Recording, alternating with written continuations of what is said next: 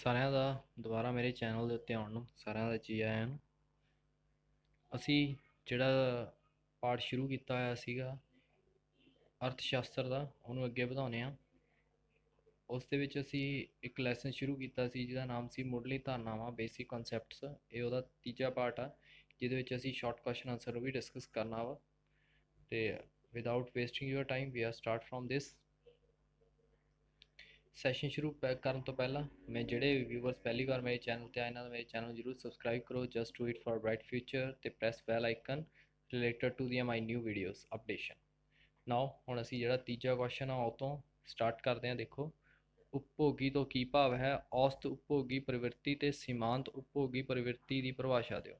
ਹੁਣ ਜਿਹੜਾ ਕੰਜ਼ੰਪਸ਼ਨ ਹੁੰਦੀ ਆ ਉਹ ਕੀ ਹੁੰਦੀ ਆ, ਤੇ ਜਿਹੜਾ ਐਵਰੇਜ ਕਿੱਦਾਂ ਹੁੰਦੀ ਆ ਤੇ ਮਾਰਜਨਲ ਕਿੱਦਾਂ ਹੁੰਦੀ ਆ, ਉਹ ਚੀਜ਼ਾਂ ਅਸੀਂ ਕੈਲਕੂਲੇਟ ਕਰਨੀਆਂ ਇੱਥੇ ਸਿੱਖਣੀਆਂ ਨੇ। ਦੇਖੋ, ਉਪਭੋਗ ਉਹ ਪ੍ਰਕਿਰਿਆ ਹੈ ਜਿਸ ਦੇ ਵਿੱਚ ਕਿਸੇ ਅਰਥ ਸ਼ਾਸਤਰ ਵਿੱਚ ਪੈਦਾ ਹੋ ਗਈਆਂ ਵਸਤੂਆਂ, ਸੇਵਾਵਾਂ ਮਨੁੱਖ ਦੀਆਂ ਲੋੜਾਂ ਪ੍ਰਤੱਖ ਤੌਰ ਤੇ ਪੂਰਾ ਕਰਨ ਲਈ ਵਰਤੀਆਂ ਜਾਂਦੀਆਂ ਹਨ। ਵੀ ਜਿਹੜਾ ਉਪਭੋਗ ਹੁੰਦਾ ਉਹ ਹੁੰਦਾ ਇੱਕ ਪਰਸਨ ਨੂੰ ਜਿਹੜਾ ਸਰਟੀਫਾਈ ਕਰਨ ਦੇ ਵਿੱਚ ਹੈਲਪ ਕਰਦਾ ਵੀ ਹਾਂ ਵੀ ਜਿਹੜੀ ਚੀਜ਼ ਤੁਸੀਂ ਕੰਜ਼ਿਊਮ ਕਰ ਰਹੇ ਹੋ ਉਹ ਤੁਹਾਨੂੰ ਜ਼ਿਆਦਾ ਸੈਟੀਸਫੈਕਸ਼ਨ ਦੇਵੇਗੀ, ਤਾਂ ਉਸ ਚੀਜ਼ ਦੇ ਲਈ ਕੀਤਾ ਜਾਂਦਾ ਵਾ। ਔਸਤ ਉਪਭੋਗੀ ਕੀ ਹੁੰਦਾ ਵਾ? ਕਿਸੇ ਵੀ ਆਮਦਨ ਪੱਧਰ ਉੱਪਰ ਕੁੱਲ ਉਪਭੋਗੀ ਖਰਚ ਅਤੇ ਕੁੱਲ ਆਮਦਨ ਨੂੰ ਔਸਤ ਉਪਭੋਗੀ ਪ੍ਰਵਿਰਤੀ ਕਿਹਾ ਜਾਂਦਾ ਵਾ। ਵੀ ਜਾਣੀ ਕਿ ਜਿਹੜਾ ਸਾਡਾ ਜਿੰਨੀ ਵੀ ਜ਼ਿਆਦਾ ਕੰਜ਼ੰਪਸ਼ਨ ਕੀਤੀ ਉਹਨੂੰ ਡਿਵਾਈਡ ਕਰ ਦਿਓ, ਜਿੰਨਾ ਅਸੀਂ ਖਰਚਾ ਕੀਤਾ ਹੋਊ ਤਾਂ ਜਿਹੜੀ ਵੈਲਿਊ ਆ ਜਾਂਦੀ ਆ ਉਹਨੂੰ ਅਸੀਂ ਕਹਿੰਦੇ ਆ ਔਸਤ ਉਪਭੋਗ ਪ੍ਰਵਿਰਤੀ। ਤੇ ਇਹਦੇ ਵਿੱਚ ਜਿਹੜੇ ਪ੍ਰੋਫੈਸਰ ਪੀਟੀਸਨ ਨੇ ਉਹ ਕਹਿੰਦੇ ਜੀ ਔਸਤ ਉਪਭੋਗ ਪ੍ਰਵਿਰਤੀ ਕੁੱਲ ਖਰਚੇ ਅਤੇ ਕੁੱਲ ਆਮਦਨ ਦਾ ਅਨੁਪਾਤ ਨੂੰ ਕਿਹਾ ਜਾਂਦਾ ਵਾ। ਨੈਕਸਟ ਹੈ ਸੀਮਾਂਤ ਉਪਭੋਗ ਪ੍ਰਵਿਰਤੀ। ਉਪਭੋਗ ਦੇ ਵਿੱਚ ਪਰਿਵਰਤਨ ਅਤੇ ਆਮਦਨ ਦੇ ਵਿੱਚ ਪਰਿਵਰਤਨ, ਉਹਨਾਂ ਨੂੰ ਸੀਮਾਂਤ ਉਪਭੋਗ ਪ੍ਰਵਿਰਤੀ ਕਿਹਾ ਜਾਂਦਾ ਹੈ। ਵੀ ਚੇਂਜ ਇਨ ਜਿਹੜਾ ਸਾਡੇ ਕੀ ਆ ਕੰਜ਼ੰਪਸ਼ਨ ਦੇ ਵਿੱਚ ਤੇ ਚੇਂਜ ਇਨ ਜਿਹੜੀ ਇਨਕਮ ਹੁੰਦੀ ਆ ਉਹਦੇ ਨਾਲ ਡਿਵਾਈਡ ਕਰ ਲਿੱਤਾ ਜਾਵੇ ਤਾਂ ਸਾਡਾ ਕੀ ਆ ਜਾਂਦਾ ਸੀਮਾਂਤ ਜਾਂ ਮਾਰਜਨਲ ਪ੍ਰੋਪੈਂਸਿਟੀ ਟੂ ਕੰਜ਼ਿਊਮ ਆ ਜਾਂਦਾ ਵਾ। ਨੈਕਸਟ ਹੈਗਾ ਵਾ ਕੁਲਿਹਾਰਾ ਦੇ ਅਨੁਸਾਰ ਸੀਮਾਂਤ ਉਪਭੋਗੀ ਪ੍ਰਵਿਰਤੀ ਉਪਭੋਗ ਵਿੱਚ ਹੋਣ ਵਾਲੇ ਪਰਿਵਰਤਨ ਅਤੇ ਆਮਦਨ ਦੇ ਵਿੱਚ ਹੋਣ ਵਾਲੇ ਪਰਿਵਰਤਨ ਨੂੰ ਦਾ ਅਨੁਪਾਤ ਹੈ। ਠੀਕ ਹੈ ਜੀ, ਅਸੀਂ ਜਾਣਦੇ ਹਾਂ ਵੀ ਜਿਹੜਾ ਇਹਦੇ ਵਿੱਚ ਹੁੰਦਾ ਵਾ ਉਹ ਡਿਫਰੈਂਸ ਹੁੰਦਾ ਵਾ। ਦੇਖੋ ਇਹਦੇ ਵਿੱਚ ਦਿੱਤਾ ਹੋਇਆ ਵੀ ਉਪਭੋਗ ਦੀ ਵਿੱਚ ਪਰਿਵਰਤਨ, ਵੀ ਜਿਵੇਂ ਮੰਨ ਲਓ ਵੀ ਸਾਡਾ ਜਿਹੜਾ ਕੰਜ਼ੰਪਸ਼ਨ ਸੀਗੀ ਉਹ ਕਿੰਨੀ ਸੀਗੀ 100 ਸੀਗੀ, ਤਾਂ ਹੁਣ ਇੱਕਦਮ 120 ਹੋ ਗਈ। ਉਹ ਕਿਉਂ ਹੋਈ? ਕਿਉਂਕਿ ਜਿਹੜੀ ਸਾਡੀ ਇਨਕਮ ਆ ਉਹ ਵੀ ਵੱਧ ਗਈ। ਪਹਿਲਾਂ ਮੇਰੀ 500 ਸੀਗੀ ਤਾਂ ਹੁਣ ਕਿੰਨੀ ਹੋ ਗਈ 600 ਹੋ ਗਈ। ਵੀ ਚੇਂਜ ਇਨ ਇਨਕਮ ਦੇ ਵਿੱਚ 100 ਦਾ ਚੇਂਜ ਆਇਆ ਤੇ ਚੇਂਜ ਇਨ ਕੰਜ਼ੰਪਸ਼ਨ ਦੇ ਵਿੱਚ 20 ਦਾ ਆਇਆ, ਤਾਂ ਇਹ ਸਾਡਾ ਕੀ ਆ ਸੀਮਾਂਤ ਉਪਭੋਗੀ ਪ੍ਰਵਿਰਤੀ ਹੈ। ਚੌਥਾ ਵਾ ਬਚਤ। ਬਚਤ ਤੋਂ ਕੀ ਭਾਵ ਹੈ? ਔਸਤ ਬਚਤ ਪ੍ਰਵਿਰਤੀ ਸੀਮਾਂਤ ਬਚਤ ਪ੍ਰਵਿਰਤੀ ਦੀ ਪਰਿਭਾਸ਼ਾ ਦਿਓ।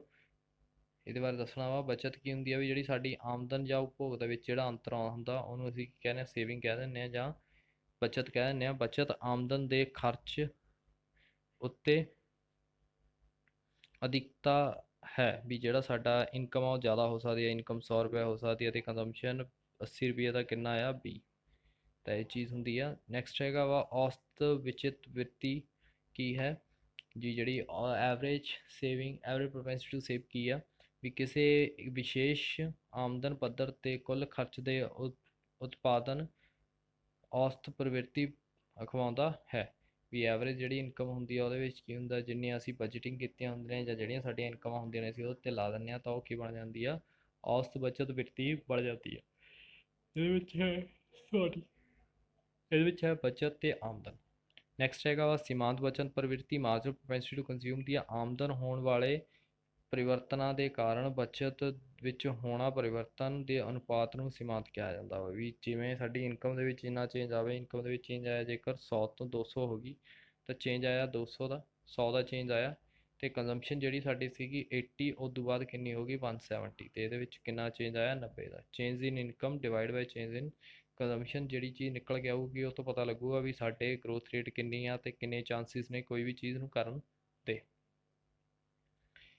ਦਿੱਤਾ ਹੋਇਆ ਬਚਤ ਆਮਦਨ ਦੇ ਵਿੱਚ ਪਰਿਵਰਤਨ ਡਿਵਾਈਡ ਆਮਦਨ ਦੇ ਵਿੱਚ ਕੁੱਲ ਪਰਿਵਰਤਨ। ਨੈਕਸਟ ਹੈਗਾ ਪੰਜਵਾਂ ਕੁਐਸਚਨ ਨਿਵੇਸ਼ ਦੀ ਪਰਿਭਾਸ਼ਾ ਦਿਓ। ਇਨਵੈਸਟਮੈਂਟ ਦਾ ਕੀ ਮਤਲਬ ਹੁੰਦਾ ਵਾ? ਨੈਕਸਟ ਹੈਗਾ ਨਿਵੇਸ਼ ਤੇ ਨਿਰਧਾਰਿਤ ਕਰਨ ਵਾਲੇ ਤੱਤ ਕਿਹੜੇ ਕਿਹੜੇ ਨੇ। ਤੇ ਹੁਣ ਅਸੀਂ ਦੱਸਣਾ ਪਹਿਲਾਂ ਇਨਵੈਸਟਮੈਂਟ ਕੀ ਆ। ਦੇਖੋ ਜੀ, ਦੀ ਅਰਥ ਸ਼ਾਸਤਰ ਦੇ ਵਿੱਚ ਪੂੰਜੀ ਵਿੱਚ ਕੀਤੇ ਜਾਣ ਵਾਲੇ ਵਾਧੇ ਨੂੰ ਨਿਵੇਸ਼ ਕਿਹਾ ਜਾਂਦਾ ਹੈ। ਵੀ ਜਿਹੜਾ ਅਸੀਂ ਇਹ ਚੀਜ਼ ਸੋਚ ਕੇ ਚੱਲਦੇ ਹਾਂ ਵੀ ਜਿੰਨਾ ਮੈਂ ਪੈਸਾ ਲਾਇਆ ਉਹ ਵਧੇਗਾ ਤਾਂ ਉਹਨੂੰ ਅਸੀਂ ਕਹਿੰਦੇ ਹਾਂ ਨਿਵੇਸ਼ ਕਿਹਾ ਜਾਂਦਾ ਵਾ। ਇੱਕ ਸਾਲ ਦੇ ਵਿੱਚ ਆਮਦਨ, ਇੱਕ ਸਾਲ ਦੇ ਵਿੱਚ ਇੱਕ ਸਾਲ ਦੇ ਵਿੱਚ ਉਤਪਾਦਨ ਦਾ ਉਪਭੋਗ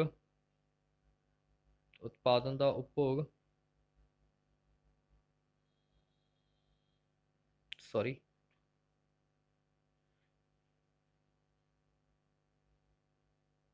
ਹਾਂਜੀ ਉਤਪਾਦਨ ਦਾ ਉਪਭੋਗ ਉੱਤੇ ਵਧੇਰੇ ਨਿਵੇਸ਼ ਅਖਵਾਉਂਦਾ ਹੈ।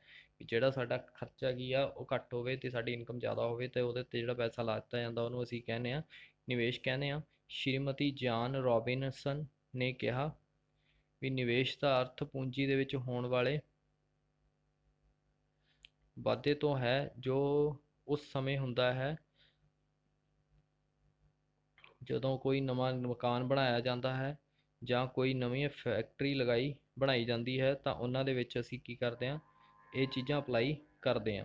ਵੀ ਜਾਣੀ ਕਿ ਨਿਵੇਸ਼ ਦਾ ਮਤਲਬ ਕੀ ਆ ਵੀ ਨਵਾਂ ਘਰ ਲੈ ਲੈਣਾ ਤਾਂ ਉਹ ਕੀ ਇੱਕ ਤਰ੍ਹਾਂ ਨਿਵੇਸ਼ ਹੈ, ਜੋ ਕੱਲ੍ਹ ਨੂੰ ਸਾਨੂੰ ਲੋੜ ਪਈ ਤਾਂ ਉਹਨੂੰ ਵੇਚ ਸਕਦੇ ਹਾਂ, ਵੇਚ ਕੇ ਉਹ ਤੋਂ ਇਨਕਮ ਜਿਹੜੀ ਆ ਉਹ ਜਨਰੇਟ ਕਰ ਸਕਦੇ ਹਾਂ। ਨਿਵੇਸ਼ ਤੋਂ ਸਾਡਾ ਭਾਵ ਵਸਤੂਆਂ ਨੂੰ ਵਰਤਮਾਨ ਭੰਡਾਰ ਦੇ ਵਿੱਚ ਵਾਧਾ ਹੋਣ ਤੋਂ ਹੈ। ਵੀ ਨਿਵੇਸ਼ ਦਾ ਮਤਲਬ ਵੀ ਸਾਡੇ ਕੋਲ ਜਿਹੜੇ ਰਿਸੋਰਸਿਸ ਨੇ ਉਹਦੇ ਵਿੱਚ ਅਸੀਂ ਕੀ ਇੰਪਰੂਵਮੈਂਟ ਕਰਨੀ ਹੈ ਤੇ ਵਧੀਆ ਬਣਾਉਣ ਦੇ ਲਈ ਹੀ ਕੀਤਾ ਜਾਂਦਾ। ਇਹਨੂੰ ਕਿਹੜੇ ਕਿਹੜੇ ਤੱਤ ਨਿਰਧਾਰਿਤ ਕਰਦੇ ਆ? ਪਹਿਲਾ ਹੈਗਾ ਲਾਭ ਦੀ ਦਰ, ਵੀ ਸਾਨੂੰ ਕਿੰਨਾ ਪ੍ਰੋਫਿਟ ਹੋਊਗਾ ਤੇ ਉਹਦੇ ਵਿੱਚ ਸਾਡੀ ਜੋ ਅਸੀਂ ਕਾਰਜਕੁਸ਼ਲਤਾ ਵਧੀਆ ਦਿਖਾਉਂਦੇ ਹਾਂ ਤਾਂ ਸਾਨੂੰ ਕੀ ਮਿਲੂਗਾ।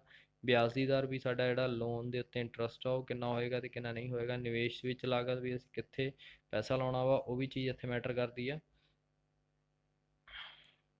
ਤਾਂ ਉਹ ਵੀ ਚੀਜ਼ ਇੱਥੇ ਕੀ ਕਰਦੀ ਆ, ਮੈਟਰ ਕਰਦੀ ਆ। ਨੈਕਸਟ ਹੈ ਇੱਕ ਸਮਝਦਾਰ ਉਦਮੀ ਜਿਹੜਾ ਹੁੰਦਾ ਵਾ ਤਾਂ ਹੀ ਨਿਵੇਸ਼ ਕਰਦਾ ਹੈ ਜੋ ਪੂੰਜੀ ਕਾਰਜਤਾ ਦੇ ਵਿੱਚ ਵਿਕਾਸ ਦਰ ਤੋਂ ਵੱਧ ਹੋਵੇ। ਵੀ ਜਾਣੀ ਕਿ ਉਹ ਪੈਸਾ ਉੱਥੇ ਹੀ ਲਾਊਗਾ ਜਿੱਥੇ ਉਹਨੂੰ ਲੱਗੂਗਾ ਵੀ ਭਾਈ ਮੈਨੂੰ ਜਿਹੜਾ ਇੰਟਰਸਟ ਆ ਉਹ ਜ਼ਿਆਦਾ ਮਿਲਦਾ ਹੋਊਗਾ ਤਾਂ ਉਹ ਪੈਸੇ ਲਾਊਗਾ। ਇਸ ਦੇ ਉਲਟ ਵਿਆਜ ਦਰ ਦੇ ਵਿੱਚ ਪੂੰਜੀ ਸੀਮਾਂਤ ਕਾਰਜਕੁਸ਼ਲਤਾ ਵਿੱਚ ਤੋਂ ਵਾਧਾ ਲੱਗਦੀ ਹੈ, ਨਿਵੇਸ਼ ਕਰਨ ਦੀ ਪ੍ਰੇਰਣਾ ਨਹੀਂ ਰਹੇਗੀ। ਵੀ ਫਿਰ ਅਸੀਂ ਕੀ ਅਸੀਂ ਇਹ ਦੇਖਦੇ ਹਾਂ ਵੀ ਭਾਈ ਉਹਦਾ ਜਿਹੜਾ ਵਿਆਜ ਰੇਟ ਆ ਉਹ ਜ਼ਿਆਦਾ ਵਾ ਤੇ ਜਦੋਂ ਅਸੀਂ ਇਹਦੇ ਵਿੱਚ ਪੈਸਾ ਲਾਉਣ ਦੇ ਬਾਰੇ ਸੋਚਦੇ ਹਾਂ ਤਾਂ ਇਹ ਸਾਡੀ ਹਿੰਮਤ ਨਹੀਂ ਪੈਂਦੀ ਜਾਂ ਸਾਡੀ ਕਾਰਜਕੁਸ਼ਲਤਾ ਨੂੰ ਵਧਾ ਨਹੀਂ ਸਕਦੀ, ਤਾਂ ਕਰਕੇ ਇਹਦੇ ਵਿੱਚ ਪੈਸਾ ਨਹੀਂ ਲਾਇਆ ਜਾਂਦਾ। ਨੈਕਸਟ ਹੈਗਾ ਵਾ ਪੂੰਜੀ ਨਿਰਮਾਣ ਤੋਂ ਕੀ ਭਾਵ ਹੈ? ਕੁੱਲ ਪੂੰਜੀ ਨਿਰਮਾਣ ਤੇ ਸ਼ੁੱਧ ਪੂੰਜੀ ਨਿਰਮਾਣ ਦੇ ਵਿੱਚ ਕੀ ਅਰਥ ਹੈ?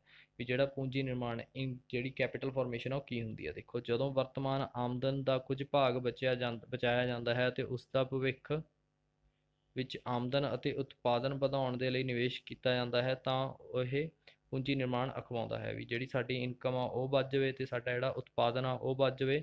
ਜਦੋਂ ਇਹ ਚੀਜ਼ਾਂ ਵੱਧ ਜਾਂਦੀਆਂ ਨੇ ਤਾਂ ਅਸੀਂ ਉਹਨੂੰ ਕੀ ਕਹਿ ਦਿੰਦੇ ਹਾਂ, ਅਸੀਂ ਉਹਨੂੰ ਕਹਿ ਦਿੰਦੇ ਹਾਂ ਪੂੰਜੀ ਨਿਰਮਾਣ ਕਹਿ ਦਿੰਦੇ ਹਾਂ। ਨੈਕਸਟ ਹੈ ਸਾਡੇ ਕੋਲ ਵੀ ਆਹੀ ਸੀ। ਨੈਕਸਟ ਹੈ ਸਾਡੇ ਕੋਲ ਕੁੱਲ ਪੂੰਜੀ ਨਿਰਮਾਣ।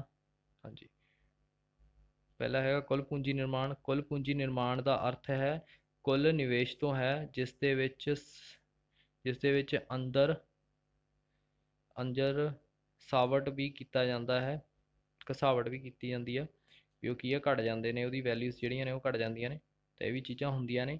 ਤੇ ਇਹਦੇ ਵਿੱਚ ਨਿਵੇਸ਼ ਤੇ ਸ਼ੁੱਧ ਨਿਵੇਸ਼ ਦੋ ਭਾਗਾਂ ਦੇ ਵਿੱਚ ਵੰਡਿਆ ਗਿਆ। ਦੇਖੋ ਹੁਣ ਕੁੱਲ ਜਿਹੜੀ ਪੂੰਜੀ ਹੁੰਦੀ ਆ ਉਹ ਜਿੱਥੇ ਵੀ ਤੁਸੀਂ ਇਕੱਠਾ ਪੈਸਾ ਲਾ ਦਿੰਦੇ ਹੋ ਇਹ ਚੀਜ਼ ਸੋਚ ਕੇ ਵੀ ਕੀ ਆ ਮੇਰੀ ਵੈਲਿਊ ਜਿਹੜੀ ਆ ਉਹ ਘਟੇਗੀ ਨਹੀਂ ਤੇ ਹਮੇਸ਼ਾ ਵੱਧਦੀ ਰਹੇਗੀ, ਤਾਂ ਉੱਥੇ ਪੈਸਾ ਲਾਇਆ ਜਾਂਦਾ। ਇਹ ਦੋ ਤਰ੍ਹਾਂ ਦੀ ਹੁੰਦੀ ਹੈ ਨਿਵੇਸ਼, ਇੱਕ ਸ਼ੁੱਧ ਨਿਵੇਸ਼। ਸ਼ੁੱਧ ਨਿਵੇਸ਼ ਕੀ ਹੁੰਦਾ ਵਾ? ਸ਼ੁੱਧ ਨਿਵੇਸ਼ ਤੋਂ ਭਾਵ ਸ਼ੁੱਧ ਨਿਵੇਸ਼ ਕਰ ਦਿੱਤੇ ਜਾਣ ਵਾਲੇ ਵਾਧੇ ਤੋਂ ਹੈ। ਵੀ ਇਹਦੇ ਵਿੱਚ ਕੀ ਹੁੰਦਾ ਵਾ, ਜੇਕਰ ਤੁਸੀਂ ਇਸ ਤਰੀਕੇ ਦਾ ਨਿਰਮਾਣ ਕਰਦੇ ਹੋ ਜਾਂ ਪੈਸਾ ਲਾਉਂਦੇ ਹੋ ਤਾਂ ਇਹਦੇ ਵਿੱਚ ਤੁਹਾਨੂੰ ਜਿਹੜੇ ਇਨਕਮ ਆ ਉਹ ਜ਼ਿਆਦਾ ਜਨਰੇਟ ਹੋਣ ਦੇ ਚਾਂਸਿਸ ਜ਼ਿਆਦਾ ਹੁੰਦੇ ਆ। ਦੇਖੋ, ਕੁੱਲ ਪੂੰਜੀ ਨਿਰਮਾਣ ਵੀ ਜਿਹੜਾ ਸਾਡੀ ਟੋਟਲ ਇਨਕਮ ਜਨਰੇਟ ਹੁੰਦੀ ਆ ਉਹਦੇ ਵਿੱਚ ਕੀ ਹੋਊਗਾ, ਕੁੱਲ ਪੂੰਜੀ ਨਿਰਮਾਣ ਜੋ ਘਸਾਵਟ ਅਸਲ ਦੇ ਵਿੱਚ ਪੂੰਜੀ ਨਿਰਮਾਣ ਦਾ ਭਾਵ ਸ਼ੁੱਧ ਨਿਵੇਸ਼ ਵਿੱਚ ਵਾਧੇ ਤੋਂ ਹੈ। ਵੀ ਜਿਹੜਾ ਸਾਡਾ ਕੀ ਆ ਕੁੱਲ ਇਨਕਮ ਜਿਹੜੀ ਅਸੀਂ ਜਨਰੇਟ ਕੀਤੀ ਆ ਤਾਂ ਉਹਦੇ ਵਿੱਚ ਜਿਹੜੀ ਡੈਪਰੀਸ਼ੀਏਸ਼ਨ ਆ ਜਾਂ ਘਸਾਵਟ ਆ ਉਹਨੂੰ ਘਟਾ ਦਿਓ, ਜਿਹੜੀ ਬਚ ਗਈ ਉਹ ਕੀ ਆਊਗੀ, ਸ਼ੁੱਧ ਪੂੰਜੀ ਨਿਰਮਾਣ ਆ ਜਾਏਗੀ। ਨੈਕਸਟ ਹੈ ਛੁਪੀ ਹੋਈ ਬੇਰੁਜ਼ਗਾਰੀ ਤੋਂ ਕੀ ਭਾਵ ਹੈ? ਇਸ ਦੀ ਇੱਕ ਉਦਾਹਰਨ ਨਾਲ ਸਪਸ਼ਟ ਕਰੋ। ਵੀ ਛੁਪੀ ਹੋਈ ਬੇਰੁਜ਼ਗਾਰੀ ਕੀ ਹੁੰਦੀ ਹੈ? ਦੇਖੋ, ਛੁਪੀ ਹੋਈ ਬੇਰੁਜ਼ਗਾਰੀ ਤੋਂ ਭਾਵ ਕਿਸੇ ਵਿਸ਼ੇਸ਼ ਆਰਥਿਕ ਕਿਰਿਆ ਵਿੱਚ ਉਤਪਾਦਨ ਲਈ ਲੋੜ ਤੋਂ ਵਧੇਰੇ ਮਜ਼ਦੂਰਾਂ ਨੂੰ ਲਗਾਏ ਜਾਣ ਤੋਂ ਹੈ। ਵੀ ਜਿਵੇਂ ਕਿ ਮੰਨ ਲਓ ਵੀ ਤੁਹਾਡੇ ਪੇਰੈਂਟਸ ਕੀ ਨੇ, ਖੇਤੀ ਕਰ ਰਹੇ ਨੇ ਤਾਂ ਉਹ ਇਕੱਲੇ ਵੀ ਉਨੀ ਝਾੜ ਕੱਢਦੇ ਸੀ, ਚਾਹੇ ਤੁਸੀਂ 15-20 ਜਣੇ ਹੋਰ ਲਾ ਲਓ ਤਾਂ ਉਹਦਾ ਵੀ ਝਾੜ ਉਨਾ ਹੀ ਨਿਕਲੇਗਾ ਕਿਉਂਕਿ ਉਹ ਜਿਹੜੀ ਇਨਕਮ ਆ ਉਹ ਫਿਕਸਡ ਆ ਉਸ ਲੈਂਡ ਦੇ ਉੱਤੇ। ਦੂਜੇ ਸ਼ਬਦਾਂ ਵਿੱਚ ਕਹਿ ਸਕਦੇ ਹਾਂ, ਜੋ ਕਿਸੇ ਖੇਤਰ ਵਿੱਚ ਕੰਮ ਕਰਨ ਵਿੱਚ ਲੱਗੇ ਮਜ਼ਦੂਰਾਂ ਵਿੱਚੋਂ ਕੁਝ ਮਜ਼ਦੂਰਾਂ ਨੂੰ ਹਟਾ ਕੇ ਦੂਜੇ ਖੇਤਰਾਂ ਦੇ ਵਿੱਚ ਤਬਦੀਲ ਕਰ ਦਿੱਤਾ ਤਾਂ ਕੋਈ ਘਾਟ ਨਹੀਂ ਹੁੰਦੀ। ਇਹ ਪਰਿਸਥਿਤੀ ਛੁਪੀ ਹੋਈ ਬੇਰੁਜ਼ਗਾਰੀ ਦੀ ਬਣੀ ਜਾਂਦੀ ਹੈ। ਵੀ ਜਿਵੇਂ ਕੀ ਆ ਵੀ ਮੈਂ ਦੇਖਿਆ ਵੀ ਸਾਡੇ ਕੋਲ ਕੀ ਆ, ਅਸੀਂ ਜਗ੍ਹਾ ਨਹੀਂ ਵੇਚਣੀ ਹੈਗੀ, ਮੇਰੇ ਕੋਲ ਉਨੀ ਕੀ ਜਗ੍ਹਾ ਵਾ ਤੇ ਆਪਾਂ ਉਨੇ ਕੁ ਵਿੱਚ ਹੀ 15-16 ਜਣੇ ਜਿਹੜੇ ਨੇ ਉਹ ਵਰਕ ਕਰ ਲੈਂਦੇ ਆ, ਤਾਂ ਇਹ ਛੁਪੀ ਹੋਈ ਬੇਰੁਜ਼ਗਾਰੀ ਅਖਵਾਉਂਦੀ ਹੈ। ਛੁਪੀ ਹੋਈ ਬੇਰੁਜ਼ਗਾਰੀ ਦੀ ਸਥਿਤੀ ਇੱਕ ਉਦਾਹਰਨ ਦੁਆਰਾ ਸਪਸ਼ਟ ਕੀਤਾ ਜਾਂਦਾ ਹੈ। ਇੱਕ ਉਦਾਹਰਨ ਦੇ ਰਹੇ ਹਾਂ, ਫॉर एग्जांपल ਇੱਕ ਪਰਿਵਾਰ ਦੇ ਕੋਲ 8 ਏਕੜ ਦਾ ਖੇਤ ਹੈ। ਖੇਤੀ ਕਰਨ ਲਈ ਵਰਤਮਾਨ ਢੰਗ ਅਨੁਸਾਰ ਅਜੇ 6 ਵਿਅਕਤੀ ਹੀ ਉਸ ਖੇਤੀ ਉੱਤੇ ਕੰਮ ਕਰ ਰਹੇ ਹਨ, ਤਾਂ ਉਹ ਚੰਗੇ ਢੰਗ ਦੇ ਨਾਲ ਖੇਤੀ ਕਰ ਸਕਣ। ਪਰੰਤੂ ਜਿਹੜੇ ਪਰਿਵਾਰ ਦੇ ਵਿੱਚ ਕੁੱਲ 12 ਬੰਦੇ ਨੇ ਜੋ ਕਿਤੇ ਰੁਜ਼ਗਾਰ ਨਹੀਂ ਮਿਲਦੇ ਕਾਰਨ ਉਹ ਖੇਤ ਦੇ ਵਿੱਚ ਹੀ ਕੰਮ ਕਰ ਰਹੇ ਹੋਣਗੇ, ਤਾਂ ਇਹ ਕਿਹਾ ਜਾ ਸਕਦਾ ਹੈ ਕਿ ਉੱਥੇ ਜਿਹੜੇ 4 ਬੰਦੇ ਨੇ ਉਹ ਕੀ ਨੇ, ਛੁਪੀ ਹੋਈ ਬੇਰੁਜ਼ਗਾਰੀ ਹੈ। ਜਾਣੀ ਕਿ ਅਸਲ ਦੇ ਵਿੱਚ ਜਿਹੜੇ ਬੇਕਾਰ ਬੰਦੇ ਨੇ ਉਹਨਾਂ ਦੀ ਲੋੜ ਨਹੀਂ ਹੈਗੀ, ਬਟ ਫਿਰ ਵੀ ਉਹ ਕੰਮ ਕਰ ਰਹੇ ਨੇ, ਤਾਂ ਇਹ 4 ਨੂੰ ਅਸੀਂ ਛੁਪੇ ਹੋਏ ਬੇਰੁਜ਼ਗਾਰ ਕਹਿ ਸਕਦੇ ਹਾਂ। ਜਿਵੇਂ ਕਿ ਸਾਡੇ ਖੇਤ ਦੇ ਵਿੱਚ 8 ਜਣਿਆਂ ਦਾ ਕੰਮ ਆ, ਸਾਡੇ ਪਰਿਵਾਰ ਦੇ ਵਿੱਚ ਸਾਰੇ ਬੰਦੇ ਵਿਹਲੇ ਨੇ, ਤਾਂ ਉਹ 12 ਬੰਦੇ ਉੱਥੇ ਜਾ ਕੇ ਲੱਗ ਗਏ, ਤਾਂ 4 ਜਿਹੜੇ ਬਣਨਗੇ ਉਹ ਕੀ ਹੋਊਗੀ, ਛੁਪੀ ਹੋਈ ਬੇਰੁਜ਼ਗਾਰੀ ਹੋਏਗੀ, ਕਿਉਂਕਿ 8 ਜਣਿਆਂ ਦਾ ਹੀ ਉਹ ਕੰਮ ਸੀ। ਨੈਕਸਟ ਕੁਐਸਚਨ ਹੈਗਾ, ਪੂਰਨ ਰੁਜ਼ਗਾਰ ਤੋਂ ਕੀ ਭਾਵ ਹੈ? ਰਚਨਾਤਮਕ ਬੇਰੁਜ਼ਗਾਰੀ ਅਤੇ ਤਕਨੀਕੀ ਬੇਰੁਜ਼ਗਾਰੀ ਦਾ ਕੀ ਅਰਥ ਹਨ? ਪੂਰਨ ਰੁਜ਼ਗਾਰ ਤੋਂ ਭਾਵ ਵੀ ਅਜਿਹੀ ਵਿਵਸਥਾ ਜਿਸ ਵਿੱਚ ਉਹ ਸਾਰੇ ਵਿਅਕਤੀ ਜੋ ਮਜ਼ਦੂਰੀ ਦੇ ਪ੍ਰਚਲਿਤ ਦਰ ਉੱਤੇ ਕੰਮ ਕਰਨ ਲਈ ਤਿਆਰ ਹਨ ਅਤੇ ਬਿਨਾਂ ਕਿਸੇ ਮੁਸ਼ਕਲ ਦੇ ਕੰਮ ਕਰ ਲੈਂਦੇ ਹਨ, ਅਰਥਾਤ ਅਣਇੱਛੁਕ ਬੇਰੁਜ਼ਗਾਰੀ ਦਾ ਨਾ ਪਾਇਆ ਜਾਣਾ ਪੂਰਨ ਰੁਜ਼ਗਾਰ ਦੀ ਵਿਵਸਥਾ ਦਾ ਪ੍ਰਤੀਕ ਹੈ। ਇਹਦੇ ਵਿੱਚ ਕੀ ਹੁੰਦਾ ਵੀ ਇੱਕ ਬੰਦਾ ਜਿਹੜਾ ਕੀ ਆ ਉਹ ਚਾਹੁੰਦਾ ਵਾ ਵੀ ਕੰਮ ਕਰਨਾ, ਉਹਦੇ ਕੋਲ ਜਿੰਨੇ ਪੈਸੇ ਉਹਨੂੰ ਮਿਲ ਰਹੇ ਨੇ ਉਸ ਜੌਬ ਤੋਂ ਖੁਸ਼ ਆ ਤੇ ਉਹਦੇ ਕੰਮ ਕਰਨ ਦੇ ਢੰਗ ਤੋਂ ਵੀ ਉਹ ਖੁਸ਼ ਆ, ਤਾਂ ਉਸ ਚੀਜ਼ ਨੂੰ ਅਸੀਂ ਕਹਿੰਦੇ ਹਾਂ ਪੂਰਨ ਰੁਜ਼ਗਾਰ ਦੀ ਸਿਚੁਏਸ਼ਨ ਕਹਿ ਦਿੰਦੇ ਹਾਂ। ਸੰਰਚਨਾਤਮਕ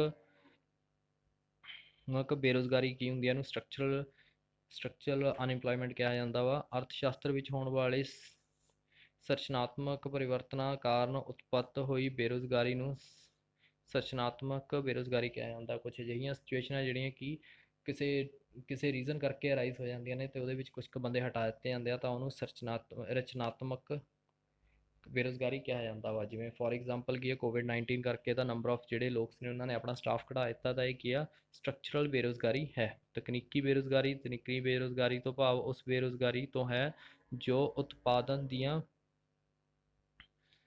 ਤਕਨੀਕਾਂ ਵਿੱਚ ਹੋਣ ਵਾਲੇ ਪਰਿਵਰਤਨਾਂ ਦੇ ਨਾਲ ਉਤਪਤ ਹੁੰਦੀ ਹੈ। ਇਹ ਕੀ ਹੁੰਦੀ ਹੈ ਵੀ ਜਿਵੇਂ ਅਸੀਂ ਕੋਈ ਚੀਜ਼ ਮੈਨੂਫੈਕਚਰਿੰਗ ਕਰਦੇ ਹਾਂ ਤਾਂ ਉਸ ਦੇ ਵਿੱਚ ਜਿਹੜੇ ਬੇਰੁਜ਼ਗਾਰੀ ਆ ਉਹ ਵੀ ਅਰਾਈਜ਼ ਹੋਣ ਦੀ ਚਾਂਸਿਸ ਹੋ ਜਾਂਦੇ, ਕਿਉਂਕਿ ਜੇਕਰ ਨਵੀਂ ਟੈਕਨੋਲੋਜੀਆਂ ਆਉਂਦੀਆਂ ਨੇ ਤਾਂ ਉਸ ਨੂੰ ਚਲਾਉਣ ਵਾਲੇ ਵੀ ਨਵੇਂ ਪਰਸਨ ਹੀ ਉਹਨਾਂ ਨੂੰ ਕਰ ਸਕਦੇ ਹੋਣਗੇ। 9th ਕੁਐਸਚਨ ਆ, ਮੁਦਰਾ ਸਫੀਤੀ ਤੋਂ ਕੀ ਭਾਵ ਹੈ? ਇਸ ਦੀ ਵਿਆਖਿਆ ਕਰੋ। ਵੀ ਮੁਦਰਾ ਸਫੀਤੀ ਕੀ ਹੁੰਦੀ ਹੈ? ਮੁਦਰਾ ਸਫੀਤੀ ਅੱਜ ਦੇ ਯੁੱਗ ਦੇ ਵਿੱਚ ਸਭ ਤੋਂ ਗੰਭੀਰ ਸਮੱਸਿਆ ਵਿੱਚੋਂ ਇੱਕ ਹੈ। ਦੁਨੀਆ ਦਾ ਕੋਈ ਅਜਿਹਾ ਦੇਸ਼ ਨਹੀਂ ਜਿਸ ਦੇ ਵਿੱਚ ਇਸ ਤੋਂ ਪ੍ਰਭਾਵਿਤ ਨਹੀਂ ਹੁੰਦਾ। ਮੁਦਰਾ ਸਫੀਤੀ ਇੱਕ ਜਿਹੜੀ ਗੰਭੀਰ ਸਮੱਸਿਆ ਮੰਨੀ ਜਾਂਦੀ ਹੈ ਵੀ ਦੁਨੀਆ ਦੇ ਵਿੱਚ ਹਰੇਕ ਜਿਹੜੀ ਕੰਟਰੀ ਨੇ ਇਹਦੇ ਨਾਲ ਜੂਝ ਰਹੀ ਆ।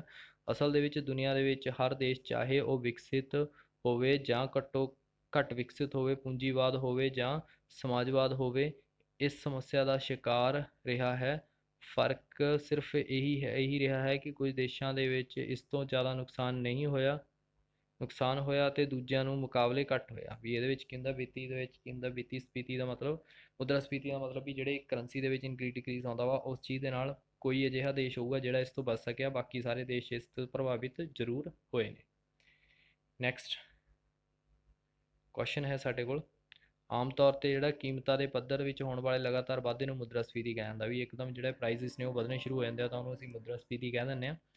ਪ੍ਰੋਫੈਸਰ ਪੀਟਰਸਨ ਦੇ ਆਪਣੇ ਸ਼ਬਦਾਂ ਦੇ ਵਿੱਚ ਕਿਹਾ ਵੀ ਜਿਹੜੇ ਵਿਸਤ੍ਰਿਤ ਅਰਥਾਂ ਦੇ ਵਿੱਚ ਮੁਦਰਾ ਸਫੀਤੀ ਤੋਂ ਭਾਵ ਸਾਧਾਰਨ ਕੀਮਤ ਪੱਧਰ ਦੇ ਵਿੱਚ ਹੋਣ ਵਾਲੀ ਸਥਾਈ ਅਤੇ ਲਗਾਤਾਰ ਵਾਧੇ ਤੋਂ ਹੈ। ਵੀ ਇੱਕਦਮ ਕਿਸੇ ਚੀਜ਼ ਦਾ ਪ੍ਰਾਈਸ ਜਿਹੜਾ ਵਾ ਇੱਕਦਮ ਹੌਲੀ ਹੌਲੀ ਕੀ ਆ ਉਹ ਵਧਣਾ ਸ਼ੁਰੂ ਹੋ ਗਿਆ, ਤਾਂ ਉਹਨੂੰ ਅਸੀਂ ਕਹਿੰਦੇ ਹਾਂ ਮੁਦਰਾ ਸਫੀਤੀ ਕਹਿ ਦਿੰਦੇ ਹਾਂ। ਮੁਦਰਾ ਸਫੀਤੀ ਦੇ ਕਈ ਕਾਰਨ ਹੋ ਸਕਦੇ ਹਨ, ਪਰੰਤੂ ਵਿਅਕਤੀ ਇਸ ਦਾ ਮੁੱਖ ਕਾਰਨ ਮੰਗ ਦੀ ਪੂਰਤੀ ਤੋਂ ਵੱਧ ਹੋਣਾ ਹੈ। ਮੁਦਰਾ ਸਫੀਤੀ ਜ਼ਿਆਦਾਤਰ ਇਹ ਉਦੋਂ ਹੁੰਦੀ ਹੈ ਵੀ ਜਦੋਂ ਸਾਡੀ ਡਿਮਾਂਡ ਕੀ ਉਹ ਜ਼ਿਆਦਾ ਹੁੰਦੀ ਹੈ ਅਤੇ ਸਾਡੀ ਸਪਲਾਈ ਕੀ ਹੁੰਦੀ ਹੈ ਘੱਟ ਹੁੰਦੀ ਹੈ, ਤਾਂ ਉਸ ਦਾ ਰੇਟ ਵਧਣਾ ਸ਼ੁਰੂ ਹੋ ਜਾਂਦਾ, ਤਾਂ ਇਹਨੂੰ ਕਿਹਾ ਜਾਂਦਾ ਮੁਦਰਾ ਸਫੀਤੀ ਕਿਹਾ ਜਾਂਦਾ ਹੈ। ਜਦੋਂ ਵਸਤੂ ਦੀ ਮੰਗ ਉਹਨਾਂ ਦੀ ਪੂਰਤੀ ਤੋਂ ਵੱਧ ਹੋ ਜਾਂਦੀ ਹੈ ਤਾਂ ਕੀਮਤ ਵਧਾਉਣ ਲੱਗਦੀਆਂ ਹਨ ਤੇ ਮੁਦਰਾ ਸਫੀਤੀ ਪੈਦਾ ਹੋ ਜਾਂਦੀ ਹੈ। 10ਵਾਂ ਕੁਐਸਚਨ ਆ, ਮੁਦਰਾ ਪੂਰਤੀ ਦਾ ਕੀ ਅਰਥ ਹੈ? ਰਿਜ਼ਰਵ ਬੈਂਕ ਰਾਹੀਂ ਦਿੱਤੀਆਂ ਜਾ ਰਹੀਆਂ ਮੁਦਰਾ ਦੀ ਪੂਰਤੀ ਦੀਆਂ ਧਾਰਨਾਵਾਂ ਦੇ ਵਿੱਚ ਵਰਣਨ ਕਰੋ। ਵੀ ਜਿਹੜਾ ਮੁਦਰਾ ਪੂਰਤੀ ਕੀ ਆ, ਵੀ ਮੁਦਰਾ ਨੂੰ ਜਿਹੜਾ ਬੈਂਕ ਸਪਲਾਈ ਆਫ ਮਨੀ ਕੀ ਹੁੰਦੀ ਆ ਤੇ ਆਰਬੀਆਈ ਨੂੰ ਕਿਸ ਤਰੀਕੇ ਨਾਲ ਪੂਰਾ ਕਰਦੀ ਆ, ਉਹਦੇ ਧਾਰਨਾਵਾਂ ਦੱਸਣੀਆਂ ਨੇ।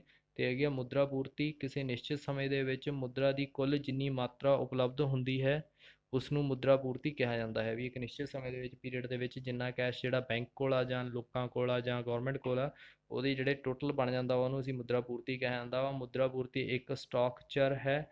ਸਟਾਕਚਰ ਤੋਂ ਭਾਵ ਕਿਸੇ ਨਿਸ਼ਚਿਤ ਸਮੇਂ ਤੋਂ ਉਸ ਨੂੰ ਸਟਾਕ 'ਤੇ ਹੁੰਦਾ ਹੈ ਅਤੇ ਮੋਟੇ ਤੌਰ 'ਤੇ ਮੁਦਰਾ ਪੂਰਤੀ ਦੋ ਅੰਗਾਂ ਦੇ ਵਿੱਚ ਜਾਂ ਵੰਡੀ ਗਈ ਹੈ। ਵੀ ਦੇਖੋ ਹੁਣ ਮੁਦਰਾਸਫੀਤੀ ਕੀ ਹੁੰਦੀ ਆ, ਵੀ ਇੱਕ ਸਟਾਕ ਮੇਨਟੇਨ ਕੀਤਾ ਜਾਂਦਾ ਸਟਾਕ ਚਾਰਟ, ਉਹਦੇ ਵਿੱਚ ਅਸੀਂ ਨਿਸ਼ਚਿਤ ਸਮੇਂ ਦੇ ਵਿੱਚ ਚੈੱਕ ਕਰ ਦਿੰਦੇ ਹਾਂ ਵੀ ਸਾਡੇ ਕੋਲ ਕਿੰਨੀ ਕਰੰਸੀ ਬਚੀ ਆ। ਇਹਨੂੰ ਦੋ ਭਾਗਾਂ ਦੇ ਵਿੱਚ ਵੰਡਿਆ ਗਿਆ। ਪਹਿਲਾ ਹੈਗਾ ਕਰੰਸੀ ਦੇ ਵਿੱਚ, ਜਿਸ ਦੇ ਅੰਦਰ ਸਿੱਕੇ ਤੇ ਨੋਟ ਆਉਂਦੇ ਹਨ, ਵੀ ਜਿਹਦੇ ਵਿੱਚ ਸਿੱਕੇ ਆਉਣਗੇ ਇੱਕ ਇੱਕ ਦੋ ਦੋ ਦੇ ਸਿੱਕੇ ਤੇ ਕਰੰਸੀ ਆਊਗੀ। ਤੇ ਦੂਜਾ ਹੈਗਾ ਜਮ੍ਹਾਂ, ਜਿਸ ਦੇ ਉੱਪਰ ਚੈੱਕ ਰਾਹੀਂ ਜਾਰੀ ਕੀਤੇ ਜਾਂਦੇ ਹਨ। ਵੀ ਇਹਦੇ ਵਿੱਚ ਜਿਹੜੇ ਕੁਝ ਪੈਸੇ ਜਿਹੜੇ ਜਮ੍ਹਾਂ ਹੁੰਦੇ ਆ, ਮੰਗ ਡਿਪੋਜ਼ਿਟ ਹੁੰਦੀ ਆ, ਜਿਹਨੂੰ ਅਸੀਂ ਕੀ ਆ ਜੋ ਮੰਗੇ ਲੋਕ, ਤਾਂ ਉਹਨੂੰ ਚੈੱਕ ਇਸ਼ੂ ਕਰ ਦਿੱਤਾ ਜਾਂਦਾ ਤਾਂ ਜੋ ਕੀ ਆ ਉਹਨੂੰ ਕੈਸ਼ ਕਰਾ ਸਕੇ। ਸੌਰੀ।